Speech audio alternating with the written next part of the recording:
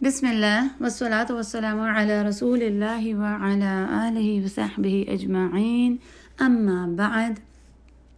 سورج اور چاند گرہن اللہ سبحانہ وتعالی کی طاقت، اس کی قدرت کی ایک عظیم نشانی اور شاندار ڈسپلے ہے۔ رسول اللہ صلی اللہ علیہ وسلم کے زمانے میں جب گرہن لگا تو رسول اللہ صلی اللہ علیہ وسلم گھبرا اٹھے کہ کہیں آخرہ تو نہیں قائم ہو گئی۔ یوں وہ پریشانی کی حالت میں مسجد کی طرف اپنی چادر گھسیٹتے ہوئے بھاگے اور لوگوں کو ایک لمبے قیام، رکوع اور سجود والی نماز پڑھائی اور نماز ختم ہونے کے بعد خطبہ دیا۔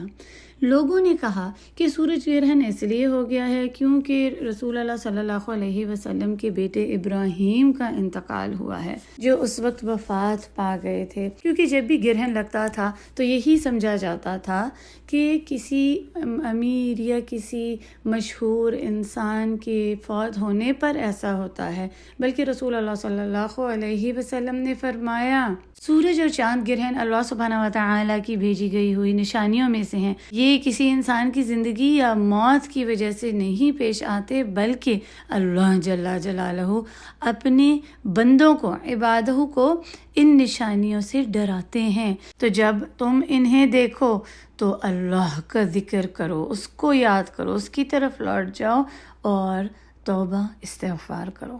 تو جب بھی چاند اور سورج گرہن لگتا ہے تو ہمیں استغفار کرنا ہے، معافی مانگنی ہے، اپنے رب کی طرف رجوع کرنا ہے۔ اس کو ہلکا نہیں لینا، اس کو معمولی نہیں سمجھنا کہ چلو ایسا تو ہوتا ہی رہتا ہے، اس میں کون سی بڑی بات ہے۔ دیکھیں قیامت بھی تو ایسے ہی قائم ہوگی جیسا کہ ہم سورۃ القیامہ میں پڑھتے ہیں وَجُمِعَ الشَّمْسُ وَالْقَمَرُ، کہ جب سورج اور چاند کو ملا دیا جائے گا۔ اور سورۃ التکویر میں ہم نے کیا پڑھا؟ جب قیامت قائم ہوگی تو سورج کو لپیٹ لیا جائے گا۔ اِذَا الشَّمْسُ كُوِّرَتْ واللہ اعلم اس وقت کیا حالت ہوگی۔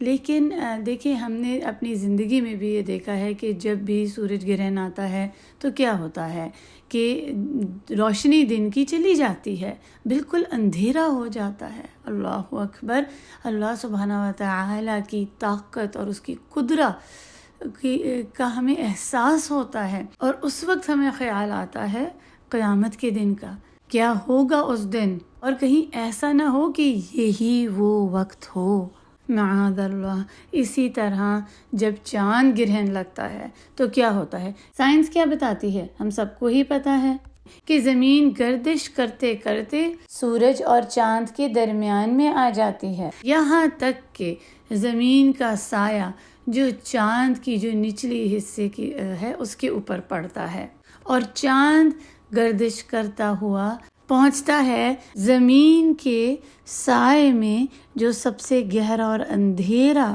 حصہ ہوتا ہے، جسے ارس امرا بھی کہا جاتا ہے۔ یوں ایک مکمل چاند گرہن لگ جاتا ہے جس کو ٹوٹل لونر ایکلپس کہتے ہیں، جو زمین سے صاف دکھائی دیتا ہے، اور نارتھ امریکہ کی سائٹ پر یہ اپنے عروج پر ہوگا۔ چاند گرہن صاف دکھائی دیا جائے گا۔ اللہ اکبر۔ پچھلے سال رمضان کے مہینے میں سورج گرہن لگا، اور سبحان اللہ اس رحمت کے مہینے میں چاند گرہن لگنے جا رہا ہے مارچ 13 کی رات کو، جس کی دھوم مچی ہوئی ہے کہ بہت ہی بڑا ایک ایونٹ ہونے کو جا رہا ہے۔ دیکھیں یہ کوئی تماشائیوں کے دیکھنے کے لیے اور ہنسنے کھیلنے فن اور پارٹی کا وقت نہیں ہے، جہاں پر شرٹس اور بیچی جاتی ہیں، خریدی جاتی ہیں، مگز، کی چین، سووینئرز اس کے بک رہے ہیں، کیا کیا خرافات ہو رہے ہیں۔ ایک کھیل تماشا بنا لیا ہے۔ یہ ہنسنے کھیلنے کا وقت نہیں ہے، بلکہ اپنے رب سے جڑ جانے کا وقت ہے، اس کی طرف رجوع کرنے کا وقت ہے، بہت سی دعائیں اور استغفار کرنے کا وقت ہے، اور ہمیں ان کاموں کے بجائے وہ کام کرنے ہیں جو ہمیں قرآن و سنت سے پتہ چلتے ہیں۔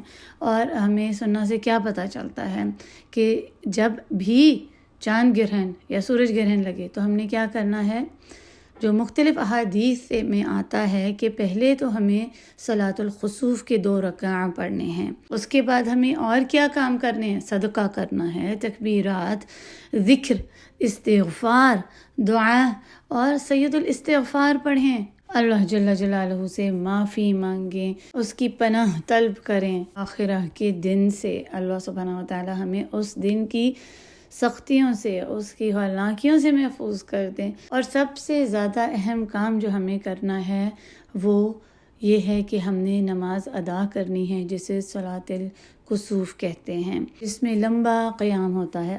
چونکہ یہاں پر چاند گرہن جب لگے گا تو رات کا وقت ہوگا، تو قیام بھی رات کے آخری حصے کا بہترین ہے، پسندیدہ ہے۔ اس وقت کا قیام، وہ بھی رمضان کی ان راتوں میں، بہت سے اجر پانے کا سبب ہے۔ تو اس نماز کو بھولنا نہیں ہے، اس کو ضرور ادا کرنا ہے۔ اور نماز پڑھنے کا جو وقت ہے صلاۃ الکسوف کا، وہ جیسے ہی گرہن لگتا ہے اس وقت شروع ہو جاتا ہے، اور جب گرہن ختم ہو جاتا ہے تب نماز کو ختم کر دینا ہے۔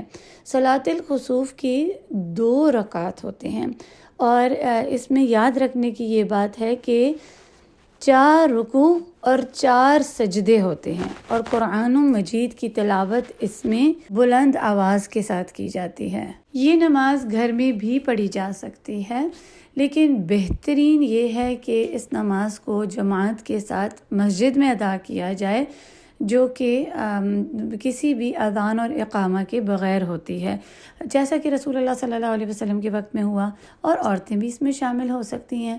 اس نماز کے بعد خطبہ دیا جاتا ہے۔ اگر تو گھر میں پڑھ رہے ہیں تو نماز کے بعد ذکر کریں، دعا کریں، استغفار کریں۔ اور اس کو صحیح پڑھنے کا کیا طریقہ ہے؟ سوال مجھ سے اکثر کیا جاتا ہے جب بھی سورج یا چاند گرہن لگتا ہے کہ اب اس نماز کو کیسے ادا کریں۔ تو صلاۃ الکسوف کی 2 رکعتیں ہیں۔ سب سے پہلے تو آپ اس کو جان لیں، قرآن مجید کی تلاوت اس میں اونچی کی جاتی ہے، جو زیادہ صحیح رائے ملتی ہے۔ تو سب سے پہلے نیت کرنی ہے اس نماز کی، پھر تکبیر کے بعد پہلی رکعت کو ادا کرنا ہے۔ اب سورۃ الفاتحہ کے بعد لمبا قیام کرنا ہے۔ اس نماز کی رکعتیں تو 2 ہیں، لیکن قیام لمبے ہیں۔ تو جو پہلا قیام ہے اس کو اتنا لمبا ادا کرنا ہے کہ جیسے آپ نے سمجھیں سورۃ البقرہ پڑھ لی ہو، یا سورۃ البقرہ جیسی کوئی اور لمبی سورہ آپ نے پڑھ لی ہے۔ اگر تو آپ کو یاد ہے، الحمدللہ حفظ ہے، تو بہت ہی اچھی بات ہے، سبحان اللہ۔ اور اگر آپ کو یاد نہیں ہے تو آپ مصحف کو، قرآن مجید کو ہاتھ میں پکڑ کر بھی پڑھ سکتے ہیں کوئی بھی لمبی سورہ۔ پھر آپ نے رکوع میں جانا ہے۔ رکوع کے بعد جب آپ سر اٹھائیں گے اور آپ کہتے ہیں سمیع اللہ لمن حمدہ ربنا ولک الحمد، اس کے بعد آپ نے سجدے میں نہیں جانا، سیدھے جب آپ کھڑے ہو جائیں گے تو یہاں پر ایک اور لمبا قیام ہوگا، اور ادھر آپ نے جو پہلا قیام کیا ہے نا، اس سے تھوڑا سا چھوٹا قیام کرنا ہے۔ یعنی سمجھ لیں اگر پہلے میں سورۃ البقرہ پڑھی تھی تو اس والے قیام میں سورۃ آل عمران پڑھ لیں، ٹھیک ہے؟ یا اگر سورۃ البقرہ کو آدھا پڑھا تھا تو اب یہاں سے اس کو کنٹینیو کر لیں تلاوت کو اپنی، اور بعض کی رائے کے مطابق سورۃ الفاتحہ پہلے پڑھ لیں اور اس کے بعد تلاوت کو جاری کریں، اور جتنی تلاوت پہلے کی تھی اس سے بس تھوڑی سی کم۔ تو ان قیام میں تلاوت کو لمبا پڑھنا ہے، بہت لمبی تلاوت ہوگی۔ پھر تلاوت کے بعد جب رکوع میں جائیں گے تو رکوع بھی لمبے ہوں گے، پہلا رکوع بھی لمبا پڑھنا ہے، اس میں تسبیحات جتنی زیادہ سے زیادہ آتی ہیں وہ پڑھ لیں۔ دوسری جو رکوع ہے اس میں بھی رکوع کو لمبا کرنا ہے، پہلے والے سے تھوڑا سا کم، اور اس کے بعد جب سر اٹھانا ہے سمیع اللہ لمن حمدہ ربنا ولک الحمد حمدا کثیرا طیبا مبارکا فیہ، اس کے بعد یہ ذکر کر لیں ملء السماوات وملء الارض وملء ما شئت من شیء بعد، کہ اے اللہ ہمارے رب، آپ کے لیے تمام تعریفیں، اتنی تعریف جو آسمانوں کو بھر دے، اور اتنی تعریف آپ کی، اتنی حمد میں کرتی ہوں، اتنا شکر ادا کرتی ہوں آپ کا کہ جتنا زمین کو بھر دے، اور اس کے بعد جتنا زیادہ آپ چاہیں اتنی آپ کی حمد، تعریف، شکر ہے۔ اور یہ بہت ہی پیارا ذکر ہے، اس کو آپ یاد کر لیں اور اس کو اپنی نمازوں میں بھی پڑھا کریں۔ پھر اس کے بعد جب 2 سجدے کرنے ہیں تو وہ سجدے بھی لمبے کرنے ہیں، لمبے قیام، لمبے رکوع اور لمبے سجود۔ البتہ جو 2 سجدوں کے درمیان بیٹھنا ہے اس کو بہت زیادہ لمبا نہیں کرنا۔ تو یہ آپ کی پہلی رکعت ادا ہو گئی 2 رکوع کے ساتھ اور 2 سجدوں کے ساتھ۔ اب جب آپ نے دوسری رکعت ادا کرنی ہے تو بالکل ویسے ہی جیسے پہلی ادا کی تھی، اس رکعت کو بھی مکمل کر کے تشہد کے بعد سلام پھیر کر آپ نے تکبیر پڑھ کر آپ نے ذکر، دعائیں، استغفار یہ سب کرنا ہے۔ آسان سی نماز ہے، بس اس میں یہ یاد رکھنا ہے کہ قیام لمبے ہیں، دیر تک تلاوت کرنی ہے، کیونکہ جب تک گرہن ہوگا تب تک وہ تلاوت کا وقت ہے۔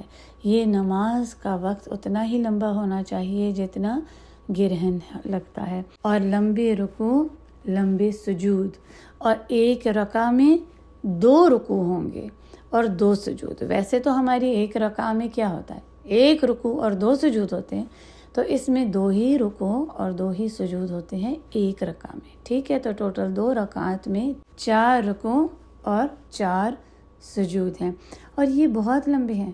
عائشہ رضی اللہ عنہا فرماتی ہیں کہ اس صلاۃ الخسوف کے سجدوں کے بارے میں کہ میں نے اتنے لمبے سجدے کبھی ادا ہی نہیں کیے جو اس نماز میں ادا کیے ہیں۔ تو اس نماز کو ادا کریں، اللہ سبحانہ و تعالی سے مغفرت طلب کریں اور اللہ سے پناہ مانگیں آخرہ کی گھڑی سے، ساتھ ہی صدقہ و خیرات، ذکر اور بہت سی دعائیں کریں۔ اب چند سوالات جو اسٹوڈنٹس کے آئے ہیں ان کا میں آپ کو جواب ادھر ہی بتا دیتی ہوں تاکہ سب کا ہی فائدہ ہو جائے، اور بار بار اکثر یہ سوال آتے ہیں۔ جی، پہلا سوال یہ ہے کہ صلاۃ الکسوف کا کیا وقت ہے، جو کہ میں آپ کو بتا چکی ہوں کہ صلاۃ الکسوف کا وقت گرہن لگنے سے شروع ہوتا ہے اور اس وقت تک یہ نماز پڑھی ہی جاتی ہے جب تک گرہن ختم نہیں ہو جاتا، کیونکہ رسول اللہ صلی اللہ علیہ وسلم نے یہی فرمایا کہ جب تم اس کو دیکھو تب نماز ادا کرو، اس وقت تک پڑھتے رہو کہ جب تک یہ ختم نہ ہو جائے۔ تو یاد رکھیں کہ اس نماز کا وقت گرہن کے وقت تک ہے، اور اگر تو یہ مکمل ہے، جیسے اس دفعہ مکمل گرہن ہے جس کو ٹوٹل لونر ایکلپس کہتے ہیں، تو پھر تو نماز اتنی لمبی ہونی چاہیے کہ اس وقت میں پوری ادا ہو جائے۔ دوسرا سوال یہ ہے کہ کیا میں صلاۃ الکسوف کو دوبارہ پڑھ لوں اگر گرہن ختم نہیں ہوا اور نماز پہلے ختم ہو گئی؟ تو اس نماز کو دوبارہ پڑھنے کی ضرورت نہیں ہے، بس ایک دفعہ ادا کر دیا آپ نے، وہ ہو گئی۔ پھر یہ ہے کہ آپ ذکر کریں، دعائیں کریں، استغفار کریں، اور اسی لیے میں نے آپ کو کہا نا کہ کوشش یہ کریں کہ لمبی نماز پڑھیں۔ اسی لیے اس نماز میں آتا ہی ہے کہ سورۃ البقرہ جتنی تلاوت، سورۃ آل عمران اتنی لمبی تلاوت ہو، تو اتنی لمبی ہونی چاہیے کہ گرہن کے وقت میں ہی یہ مکمل ہو جائے۔ اگلا سوال، کیا اگر مجھ سے نماز رہ گئی ہے تو کہ میں اس کو بعد میں ادا کر سکتی ہوں یا نہیں؟ تو دیکھیں، نہیں، اس نماز کو پھر ادا کرنے کی ضرورت نہیں ہے۔ اگر تو آپ سے رہ گئی ہے کسی سے صلاۃ الکسوف، کوئی بھول گیا ہے یا بعد میں پتہ چلا اس کا اور وقت ختم ہو گیا ہے، تو زیادہ صحیح یہی رائے ہے کہ پھر وقت جب چلا گیا ہے تو آپ کا اس کو پڑھنے کی ضرورت نہیں ہے، کیونکہ جو مقصد ہے نا نماز کا وہ تو اب وہاں پہ رہا نہیں۔ تو اب صلاۃ الکسوف آپ اس کو ادا نہیں کریں گے، وہ اس کا ایک وقت ہے جس میں اس کو ادا کرنی ہے، اور جب وہ وقت ختم ہو گیا گرہن کا اور آپ بعد میں آپ چاہ رہے ہیں کہ اس کو پڑھیں، تو اس سے آپ ادا نہیں کر سکتے۔ بہتر یہی ہے کہ دیکھیں، آپ نوافل پڑھیں، آپ نوافل تو ہمیشہ ہی پڑھ سکتے ہیں، آپ قرآن مجید پڑھیں، نوافل میں لمبی تلاوت کریں، پھر آپ ذکر کریں، دعا کریں، تسبیحات، تکبیرات اور استغفار پڑھیں، یہی صحیح طریقہ ہے، واللہ اعلم۔ اسی لیے اب آپ کو پہلے بتایا جا رہا ہے، اس نماز کا یاد دہانی کرائی جا رہی ہے، تو اب آپ اس کا وقت نوٹ کریں اور اس کو اپنے وقت پر ادا کریں اور بہت سے اجر پائیں۔ اس نماز کو آپ کو صحیح طریقے سے پڑھنا آنا چاہیے، اسی لیے ڈیٹیل میں نے آپ کو بتا دیا، 7 سلائیڈز بھی آپ کو الحمدللہ ہماری ٹیم نے ماشاءاللہ تبارک اللہ پرووائیڈ کی ہیں آپ کو، تاکہ آپ کو صحیح طور پر سمجھ آ جائے۔ پھر بھی اگر کوئی کنفیوژن ہو تو آپ اس کے بارے میں پوچھ سکتے ہیں۔ اللہ سبحانہ وتعالی ہمیں دین کو صحیح سیکھنے، سمجھنے اور عمل کرنے کی توفیق عطا کریں۔ اللہ سبحانہ وتعالی ہمارے تمام گناہوں کو معاف فرما دیں، چھوٹے بڑے، چھپے کھلے، بھول چوک سے کیے ہوئے یا پھر جان بوجھ کر عمدن کیے ہوئے۔ اللہ سبحانہ وتعالی ہم سب کے اوپر اپنی خاص رحمت نازل کریں اس رمضان کے رحمت والے برکت والے مہینے میں، اور ہمیں آخرت کی ہولناکیوں، اس کی سختیوں محفوظ رکھیں، آمین یا رب۔ وآخر دعوانا ان الحمد للہ رب العالمین۔ السلام علیکم ورحمۃ اللہ وبرکاتہ۔